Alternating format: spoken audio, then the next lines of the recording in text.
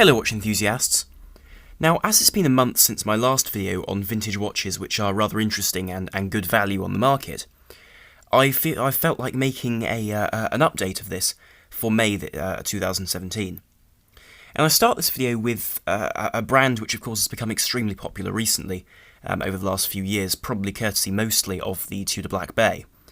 And of course Tudor are a brand which are known for being the little brother, if you will, of Rolex. And as such use similar cases and similar dial layouts, but rather have ETA movements within them until today, where the majority of Tudors now have in-house movements. Now, due to this close association with Rolex, Tudor have very often produced watches which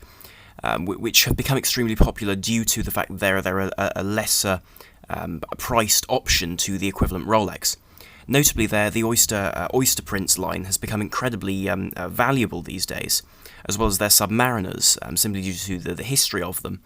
but more specifically due to the Oysters being very similar to the Rolexes and wearing very similarly, but with lower service costs and also lower prices to buy. Therefore, the watches which I'd like to point out in this video as being particularly good value, notably on Chrono24 or on eBay, or indeed in shops, are the non-Oyster case Tudors. So these come in the form of the Princes generally, which were the dress line of the Tudor range through really the 1940s through until well into the 80s. So one has this era of these watches which have much more delicate cases with lugs which don't flow from the case like an Oyster case, but rather jut out from a circular form, and in my opinion are rather beautiful to look at due to their simplicity and their elegance.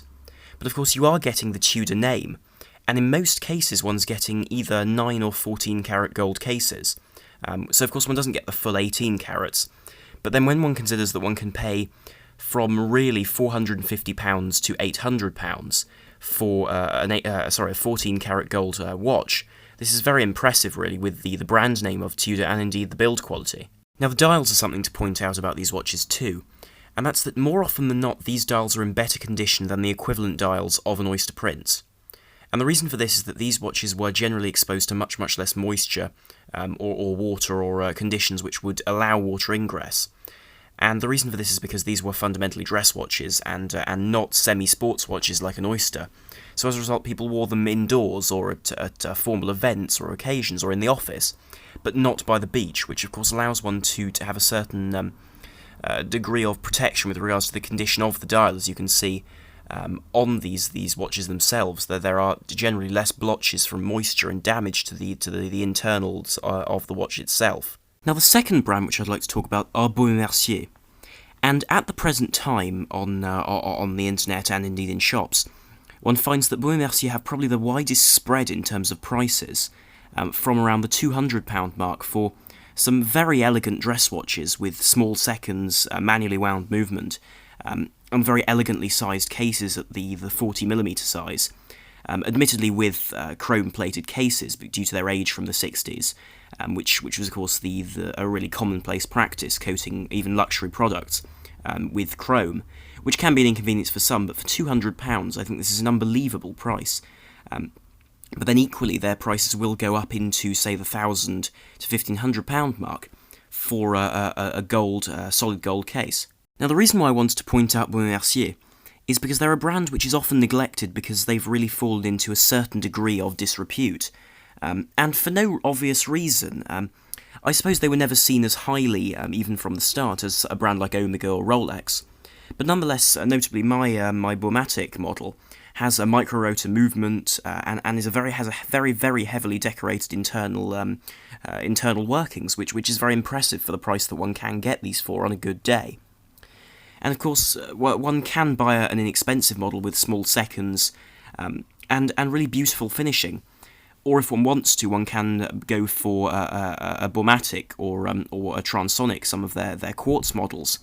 From much later, with some of the very high accuracy Swiss quartzes made in that era to combat the onslaught of Japanese quartz movements, which are produced to an incredibly high level of quality, with a two-tone gold case, with finishing which is very impressive. Of course, what I think is superb about this brand by comparison to certain others, especially in the vintage segment at the present time, is they make an excellent way of entering the world of horology, of vintage horology, as they offer the new buyer the ability to buy something which is very different and quite possibly unique, because there are so many variations of these vintage watches, and in many cases one isn't going to see another one. So it gives the buyer the opportunity to purchase something which is truly individual, while remaining fairly secure in the fact that the watch is relatively inexpensive in the case of some of the plated versions, and also serviceable due to the fact that their movements will be serviced by the brand if this is required in future, which is always an assurance which is extremely useful to have when buying a vintage watch, considering the dangers of buying a watch with a particularly elaborate movement like the micro-rotor. Now, the third brand in general, which seems to be doing extremely well on the used market at the present time, in terms of value, is Jaeger LeCoultre. And I think primarily because the brand to most people is fairly unknown, and the vast majority of their high prices go to reversos or various other iconic models in their lineup, such as the Master-Control. A great deal of their dress watches, and indeed some of their historical watches, go unnoticed. And I feel this is unfortunate, really, because they offer really fantastic quality and features for the money. Now, really, one can acquire these watches for between £400 and £1,200, with £400 being, admittedly from the 1940s, a beautifully kept example, notably, of a chrome-plated watch issued to either the military in various countries, or simply as dress watches from even the 30s and the 40s. But then one can reach up in price towards the complicated models with power reserves around the £800 mark, still in steel, or then reaching even further up to, for example, the £1,200 mark, such as, for example, the silver dial model on the screen, with the four-part segmented dial,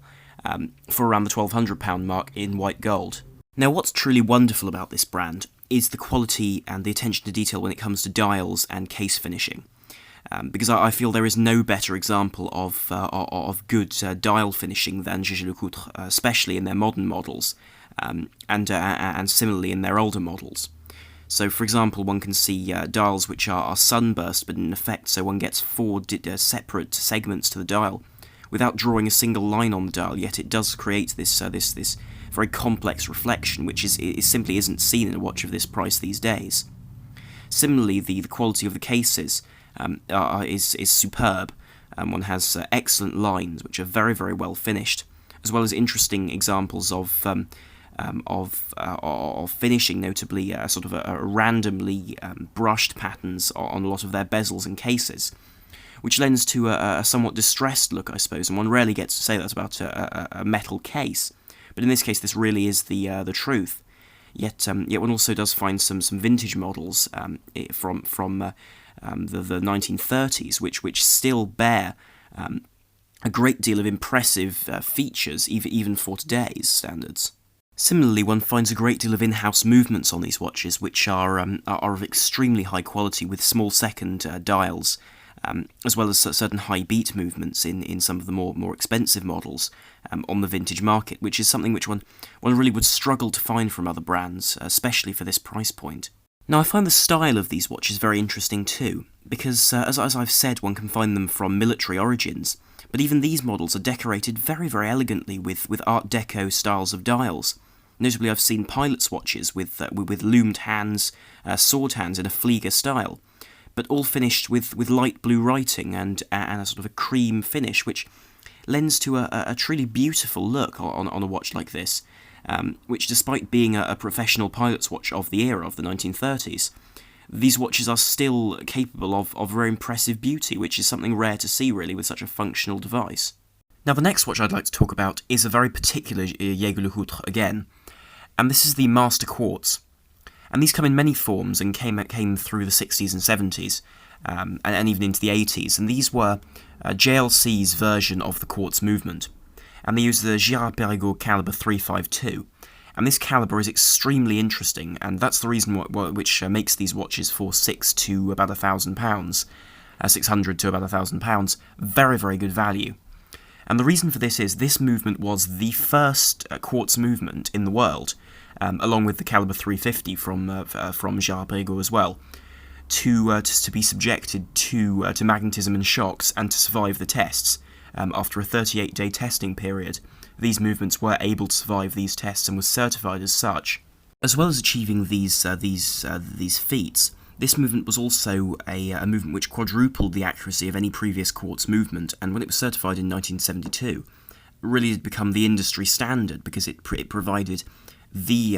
industry standard of quartz frequencies, which is again a very impressive feat in making this movement a very, very historical movement as far as quartz movements do go. And I find this watch for £600 to £1,000, as I've said, is unbelievably good value, and admittedly the cases and designs are incredibly 70s, but I feel in a good sort of way, with integrated bracelets and very elegant brushing, along with tonneau-style cases, which I think all adds to the appeal of this watch as a good value and interesting piece to pick up at the present time. Now, the last watch on this list is the Must de Cartier, and this is effectively the Cartier tank, but in a format where you're able to access one for a much, much lower price. Now, a quartz version of this watch will set you back about £800, and then for a mechanical, manually wound version, about £1,100. But what makes this watch brilliant is the fact that though it's plated, and I would normally have a problem with gold plating, I feel that in this instance it's somewhat acceptable and reasonable, because the watch is in fact silver. It's silver and then effectively gold filled rather than plated, so it does have a fairly substantial gold layer on top of that silver base, that silver substrate. And of course, this is a difficulty for some, because I do understand that if one uses a watch very regularly and bumps and scratches it, that layer will eventually come off. But for those who wear the watch in very standard conditions under a sleeve, a cuff, in the workplace, this shouldn't pose too much of a problem due to the high thickness of the gold plating. Of course, this model does come with many dial variations. You can go for a very simple original version, or notably the Trinity-style dials, as you will see in the various pictures I've put up, with the three different colours of gold on the dial, which is an interesting selection, an interesting consideration, really, if you're going to buy one of these watches, because it really does give the watch a very different look. What one should bear in mind with these watches is they are relatively small in the low 30s in terms of millimetres across, which, though still relatively large by JLC Reverso standards, is small for a Cartier tank these days, though is quite close to the original size, which I think may appeal to some. This watch was often marketed as a woman's watch, though in my experience, various of my family members own these very watches, say that they have no problems with regards to wearing them as men, and I've seen these worn by men, and in fact worn one briefly, one that belonged to a relative, and I found that it was very comfortable on the wrist. So I wouldn't say that's a major problem for most people. But of course, one does get the beautiful styling of the original tank with none of the changes given to the later models. It's a very unadulterated style with that cabochon on the crown, and those traditionally classic hands. Anyway, I'll conclude this video here, but thank you very much for watching, and do please like, share and subscribe to help the channel and to enjoy more content in future, as I really can't do it without your support. So thank you very much for watching. This is Arm on the Watch Guy, over and out.